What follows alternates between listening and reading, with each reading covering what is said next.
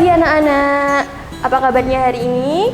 Semoga kalian di rumah dalam keadaan sehat dan tentunya dalam keadaan yang bahagia.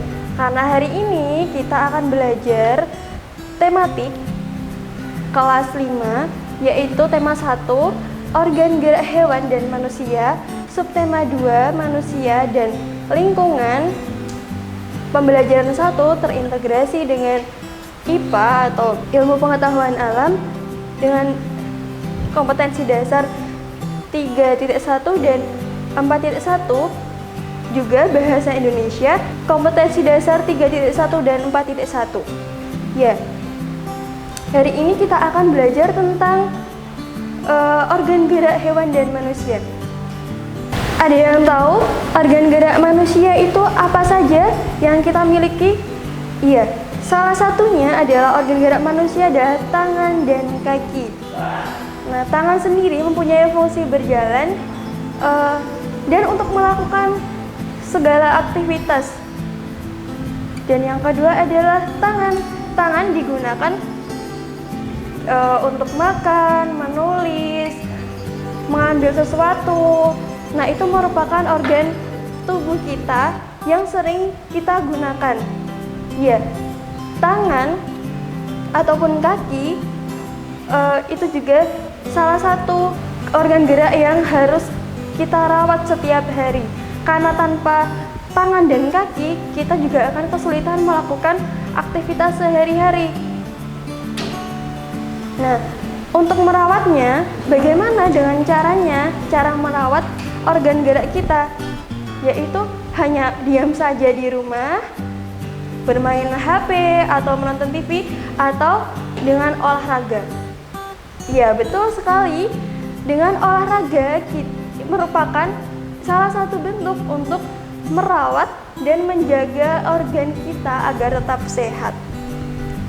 Dengan olahraga, semua organ gerak yang ada di tubuh dapat bekerja sebagaimana mestinya.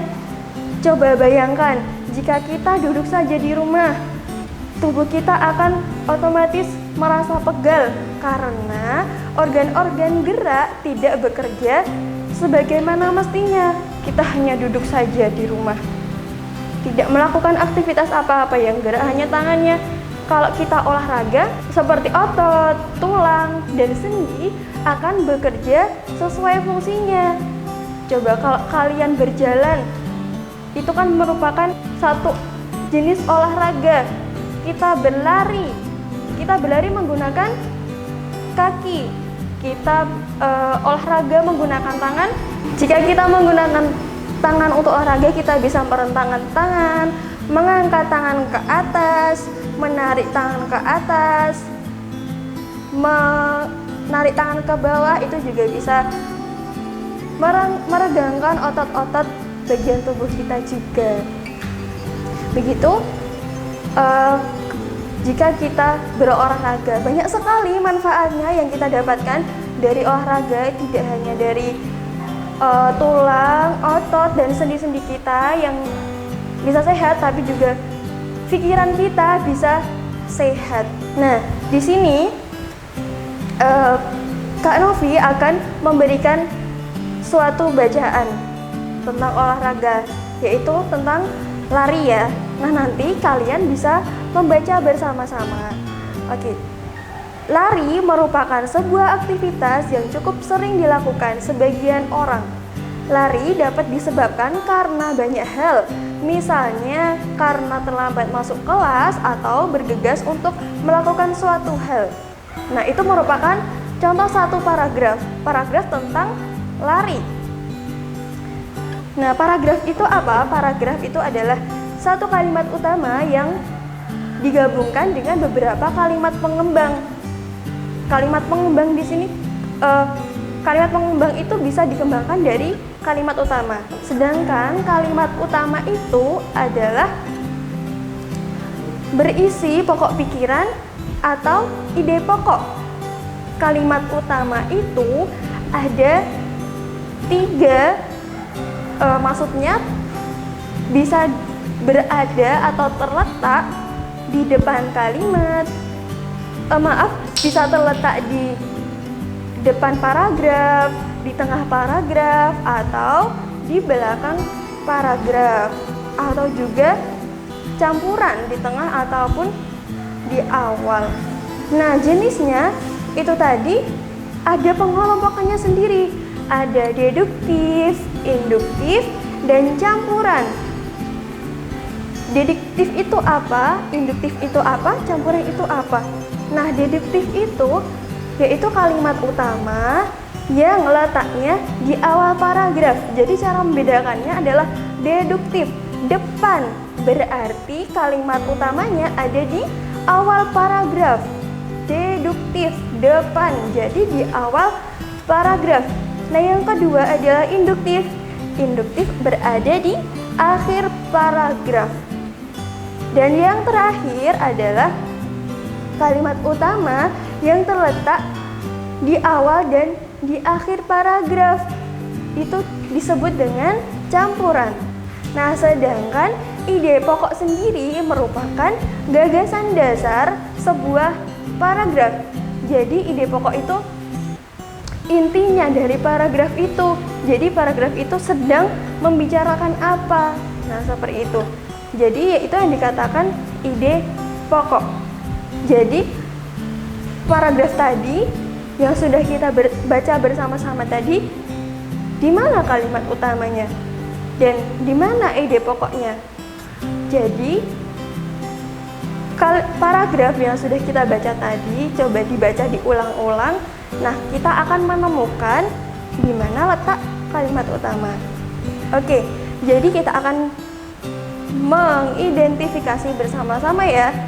Jadi, letak kalimat utama di paragraf yang tadi itu letaknya di kalimat pertama, yaitu kalimatnya lari merupakan sebuah aktivitas yang cukup sering dilakukan sebagian orang. Itu merupakan kalimat utama. Sedangkan ide pokoknya apa? Jadi ide pokok itu bisa sesuai dengan kalimatnya tadi ataupun hanya beberapa kosakata saja jika itu sudah mendukung kalimat tersebut. Jadi tadi ide pokoknya yaitu lari merupakan sebuah aktivitas yang cukup sering dilakukan sebagian orang.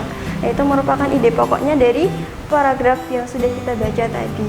Jadi ini hanya contoh ya, nanti kalian bisa menemukan kalimat utama itu di tengah paragraf ataupun di akhir paragraf. Jadi tidak seharus letaknya di awal paragraf. Kenapa? Paragraf tadi itu letaknya di depan karena kalimat yang kedua itu merupakan kalimat pengembang dari kalimat utama tadi. Sudah dijelaskan bahwa lari merupakan aktivitas yang sering dilakukan orang. Nah, itu yang kalimat kedua, pengembangnya. Lari dapat disebabkan karena banyak hal. Itu merupakan aktivitas yang dilakukan orang. Jadi itu tadi perbedaan antara paragraf, kalimat utama, dan ide pokok. Jadi jika dibalik, sebelum membuat paragraf, kita menentukan ide pokok terlebih dahulu. Jadi, kita membuat ide pokok, kemudian dikembangkan menjadi kalimat utama, dan kemudian menjadi sebuah paragraf. Ya, sebuah paragraf itu bisa terdiri dari 2 kalimat, 3 kalimat, atau 4 kalimat. Itu sesuai dengan kalimat pengembang yang kita kembangkan. Jadi, yang sudah kita pelajari tadi itu merupakan aktivitas yang berhubungan dengan organ gerak yang bisa kita masukkan ke dalam sebuah paragraf. Kita bisa menjadikan sebuah paragraf dengan kita menentukan ide pokok, kalimat utama, dan akhirnya menjadi sebuah paragraf. Contohnya tadi dengan lari. Lari merupakan bagian dari untuk menjaga organ tubuh kita untuk menjadi tetap sehat. Nah, jadi aktivitas fisik yang tidak terlepas dari kedua organ, yaitu tangan dan kaki, itu harus menjadi tanggung jawab kita atas anugerah Tuhan yang sudah diberikan kepada kita untuk menjaga kesehatan dan kebersihannya. Sudah jelas ya tentang organ manusia dan cara menentukan ide pokok pikiran. Nah, untuk memperdalam penjelasan ini, kalian bisa mencari suatu bacaan yaitu tentang organ tubuh manusia, yaitu terlebihnya cara menjaga organ tubuh kita agar tetap sehat, seperti itu. Nah, nanti kalian mencari ide pokoknya setiap paragraf. Jadi jika ada 3 paragraf, nanti juga ada 3 ide pokok pikiran. Oke ya, nanti kalian bisa berdiskusi dengan teman-temannya jika ada yang perlu ditambahkan lagi.